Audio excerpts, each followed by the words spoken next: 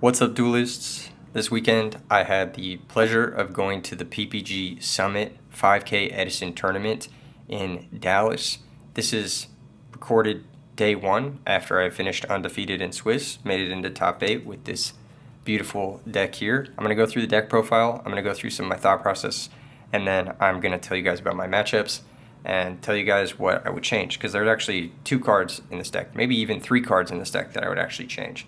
So first things first, if you guys haven't already, check the description below for RBET related stuff, and check out PPG. They're doing some cool Edison related stuff as well for their upcoming Summit tournaments as well, so check them out. And last but definitely not least, I forgot what I was going to say. Subscribe or something like that. I don't know. Anyway, let's get into the deck profile. That's why you're here.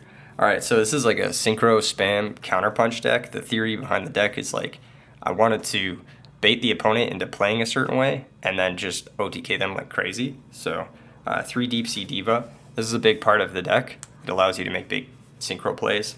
A lot of the deck is Synchro plays. 1 Krebins, 1 Psychic Commander. So a lot of tuners. You got 5 here and then 6 with the Plague, which you can actually search out pretty easily. There's a pretty big zombie engine in this deck. This is going to look like Diva Zombies. It's not Diva Zombies, but it's going to look like it because it's the core. All right, I took a lot from the core, but the playstyle is actually very different from Diva Zombies. Double Goblin Zombie, 1 Mizuki, triple Pyramid Turtle, and then last but definitely not least for the zombies is 1 Illblood. So one thing I didn't like about Diva Zombies, or like the Diva Zombie decks, is that everyone plays these cards that are just like pretty terrible. Spirit Reaper's pretty bad. Zombie Master's pretty bad. There are a few other cards like Gale, Mystic Tomato. All these cards are just like, they really don't do what you need to do with the deck or what the deck is trying to do. And so I just trimmed all of the fat from a Diva Zombie deck, and then I added a bunch of like gas. And that's pretty much what this deck ended up being. It started off as Diva Zombies, and then I realized, man, like Diva Zombies the way it exists right now just needs to be updated, or else it's just not gonna cut it. And I think that I got pretty close with this build. So Pyramid Turtle and Goblin Zombie are kind of your main guys, Pyramid Turtle especially. But Deep Sea Diva is actually a really good summon in this deck, and we'll get into that in a second. I am playing Emergency Teleport with 2 different options there. Mizuki's good because it's 2 bodies. Goblin Zombie's good because it's 2 bodies. And Illblood's good because it's a 2100 off of Turtle. It gets over Sirocco, which is like the most commonly summoned monster. It also gets over a pumped up Laquari, which is really important against Glads. And then also this guy off of Book of Life is a 2-for-1. So you get a Monster Reborn 2 monsters instead of 1 off of Book of Life. That's why I think he's important, and that's why I think Zombie Master sucks, because Zombie Master is weak. It doesn't get over Sirocco. It's not very good off of Book of Life. It's always a neg. And then I actually don't play that many cards I want to discard besides Mizuki. Like, this is the only card in this whole deck that I want to discard. So we're not really discarding that much. We're just playing this like really tight core. Pyramid Turtle goes into Goblin Zombie, it goes into Mizuki, Plague, and Illblood, so it's just the best card. It's good offensively, it's good defensively. Spirit Reaper, you don't really need it. In almost every single instance that you would go into Spirit Reaper, going to another Pyramid Turtle is like the same. And your opponent will just assume you're playing Reaper, and then they just won't attack the second turtle anyway. So, yeah, that comes up a lot. Anyway, there's a lot of things I want to say about this, but I got to show you the rest of the deck before I say all of it. Yeah, make sure you play this package. Don't add any more garbage because you don't need it, competitively speaking. The rest of the monsters, 3 Kaios, the Shadow Monarch.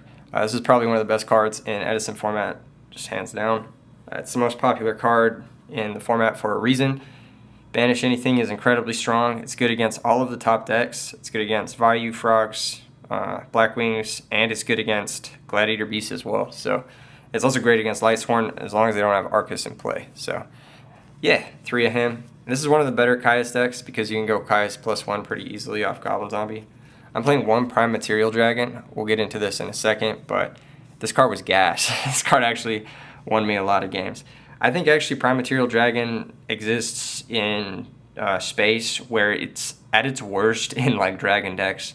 I wanted to play this card because I got a really cool French one from the man. Shout out the man. He also made top 8 this weekend, even though I beat him at Swiss Give. No, I'm just kidding. But yeah, I got a really cool French one. I wanted to play it, and I was trying it out in Dragons, and it just wasn't cutting it in Dragons, but in this deck it was actually really good. It's great against Glads, and it helps you overextend really easily, and it's a proactive threat you can play into a lot of situations. Protects you from the Arm Colossal OTK because of its effect damage thing, which actually does come up. It did come up for me against the Frog combo deck that I beat. And it protects you from a lot of other stuff too, just like destruction stuff. Protects you from JD, Dark Armed, that sort of stuff. It's just a really good card. Honestly, I have nothing but good things to say about it in the context of this deck. Like if you sack a Goblin Zombie for a Prime Material and then search a Mizuki, you're feeling pretty secure in that position. 1 Gores, this card is broken. 1 Dad. I apologize for the lighting. I'm recording this in my hotel room. This is not a very good Dad deck. I actually sided out a lot. There's just not that many darks. I think there's only like 10 besides Dad, so he's kind of dead a lot of the time. I pitch him to Allure a lot, and then I side him out a lot, but it's still Dad, so you still got to play it. For the spells, 1 Allure, 1 Space Typhoon, 1 Heavy, obvious. These are in every deck that can support them. I need to go through all of the spells before I start talking about some of the concepts behind the spells and stuff. 2 Enemy Controller, so this is kind of an MVP. It's part of the Steel package in this deck of Brain Control and Mind Control. This card won me a ton of games. This card feels like the Charms in Magic the Gathering, but basically it's just a modal card. It helps you play defense against Gladiator Beasts, Blackwings when they're trying to aggro you out, and then it also helps you just be extra brain controls when you're going for game. This deck generates a ton of extra bodies. Even something like just Diva Enemy Controller is really good because you can summon Diva, get another Diva, and then Enemy Controller take their guy and you get a Synchro. So it's like I get to play 4 copies of Brain Control, which is really broken. There's a bunch of other ways to generate extra bodies. We'll get into that right now. Foolish Burial, this kind of counts. It's a special summon when you send Mizuki or Plague. 1 Emergency Teleport, that's an extra body. Double Instant Fusion, extra bodies. And then double Book of Life, extra bodies. And then on top of that, I'm also playing Return and Call. So these are all special summons right here, these 8 cards. And they help you kind of extend and like counterpunch your opponent really, really hard. And then these act as extra summons because you're basically taking your opponent's monster and then summoning it to your field. And then these cards over here, which I'm going to get into, are just cards that secure your counterpunch, which is like the whole concept behind the deck. But yeah, just Solemn, Starlight Road, 1 Royal Decree, and then triple draw traps. So you'll notice we're not playing any defensive traps at all. It's funny, I got into a conversation this weekend with someone on Discord, and they were like, if your deck doesn't play traps or doesn't play consistent sweepers, then it's bad. And I was like, you're a fucking moron. Basically, I was just like, you don't know what you're fucking talking about. And I'd been testing this deck on the low, and I had been like, honestly, I didn't lose a single match in testing, and I was surprised I lost a match. I'm surprised I lost a match in the tournament because this deck is incredibly strong. But yeah, and this deck does not play a consistent access to a sweeper, and it also does not play any defensive traps at all. So that guy's just fucking stupid. I don't know what to say. No, I'm just kidding. That's mean. But he just doesn't understand the game on that level. But yeah, this is all your extension. You just OTK people really, really consistently turn 2. And then these cards just make sure your OTKs go through. Starlight Road helps against Icarus, which is pretty prominent. It helps against Hell Deck Dev. Decree helps against Blackwings, obviously. Solemn Judgment stops anything. You can also stop like Reversal Black Rose or like Blizzard Plays or Dad or JD or whatever. The draw traps make your opponent think you have real shit. So you'll like set a couple draw traps, or you'll set like draw trap, Decree, Road, something like that. And your opponent will play kind of passively into your back row. And then on your turn, you'll just flip your draw traps, draw into some extenders, and then just OTK your opponent out of nowhere. So yeah, it's a kind of an all gas, no brakes zombie deck, quote unquote, if you can even call it that. The zombie engine is pretty small. I think it's only, what, 6, 7 cards. So it's more of a synchro spam deck than a zombie deck.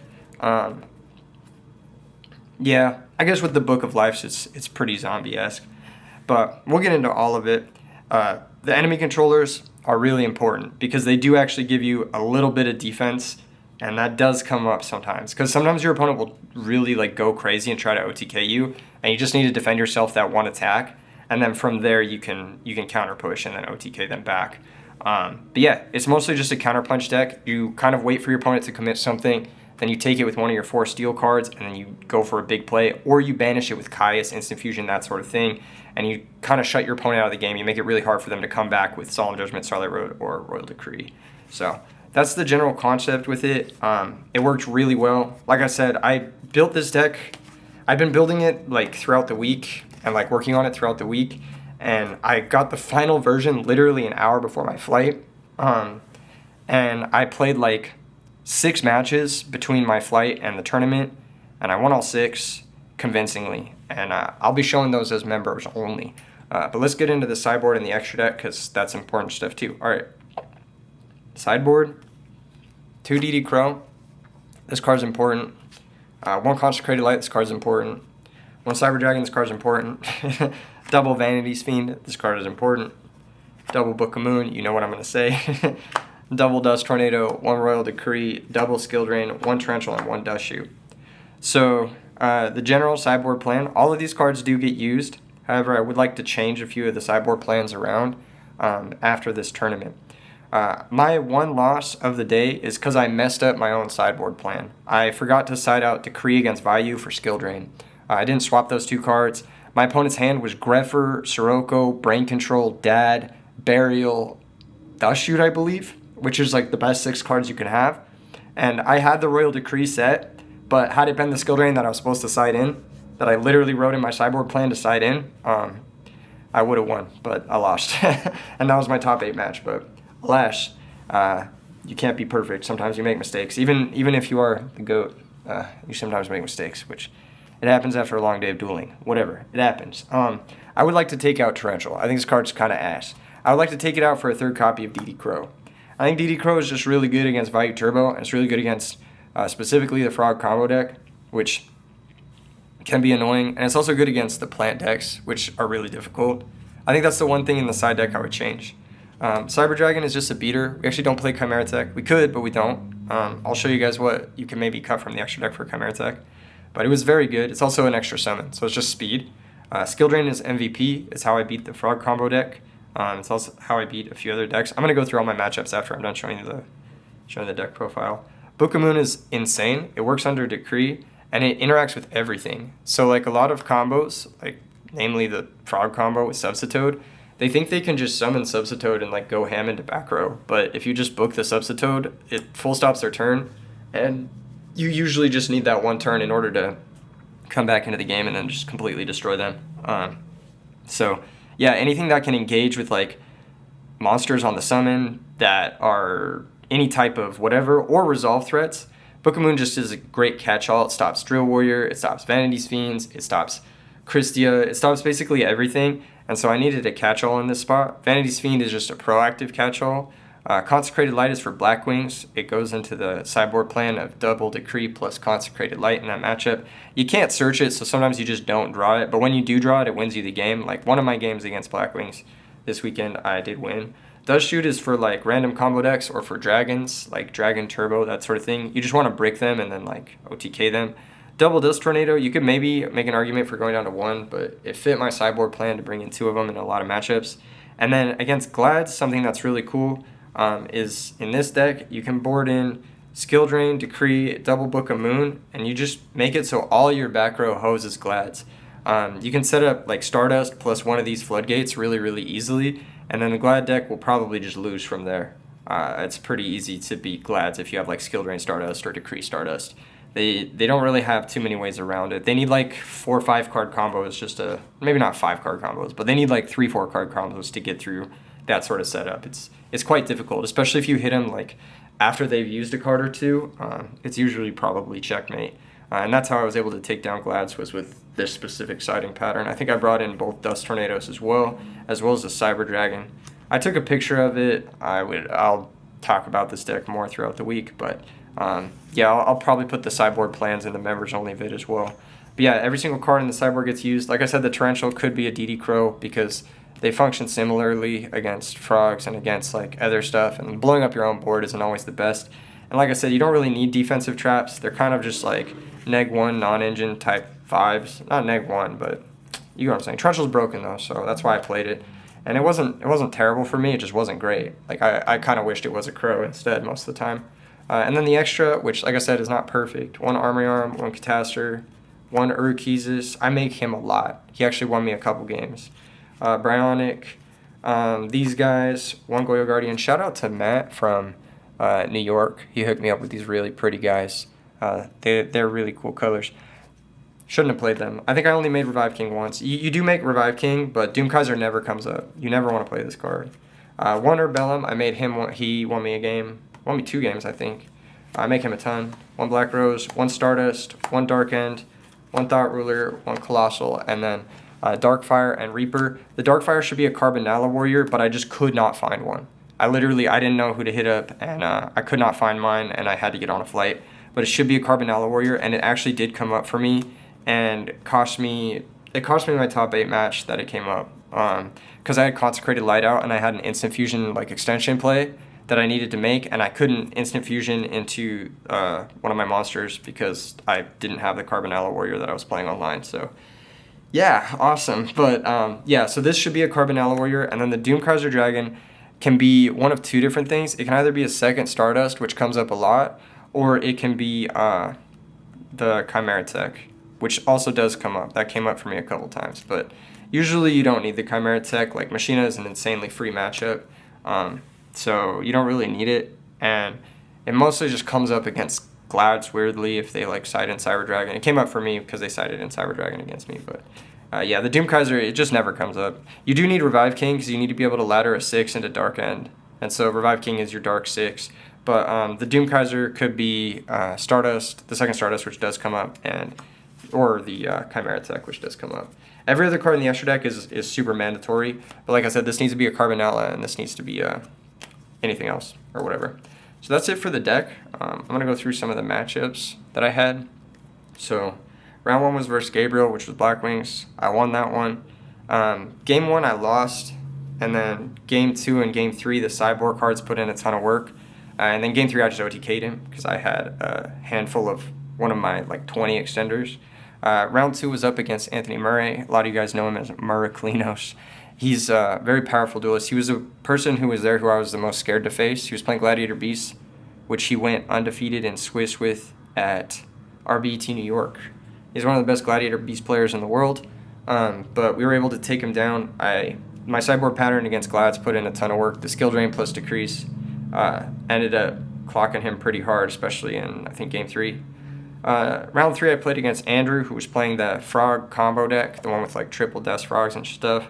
I should have won Game 1, but I made a misplay because I predicted wrong. I basically made a wrong prediction. I started off, I hit him for 36, I believe, on turn 2 with a Pyramid and a Caius. And then the next turn I had a second special summon card and then sack for Prime Material, and he just had a set monster. And I banished a Dupe Frog off the Caius, so I should have assumed like it was like a Treeborn or something like that. Because with 1 Dupe Frog gone, it's more likely that it's not another 2000 Defender. So I should have just attacked with the Turtle and then attacked with the Prime Mat and the Caius for game. But I attacked with the Prime Mat. But it's okay, because I beat him in the next 2 games anyway. So I should have won that one 3-0, but alas, fraudulent deck, Kappa, Adam Sheck losing his mind. And then round 4 I played against the man, a.k.a. Josh, and he was playing Machina Hero, which was another scary deck, but thankfully, like I said, Machina's kind of a buy when you're playing battle recruiters. Round 5 I played against Malvin, who was on GB. The sideboard stuff put in a ton of work, and actually one of my MVPs against him was Prime Material Dragon. Both games, I think Game 1 and Game 2, I played Prime Material Dragon, and even though he was able to deal with it, it took like 3 or 4 cards for him to deal with it. He had to make like weird plays. One of the games he booked it, and then he had to Tiger into a Laquari and then run it over, and then he just kind of had to spend 2 cards just to deal with the Prime Material, and I was able to come back really easily. And Book's a pretty high value card in this matchup because it gets in under Decree, so this forces a high value cards.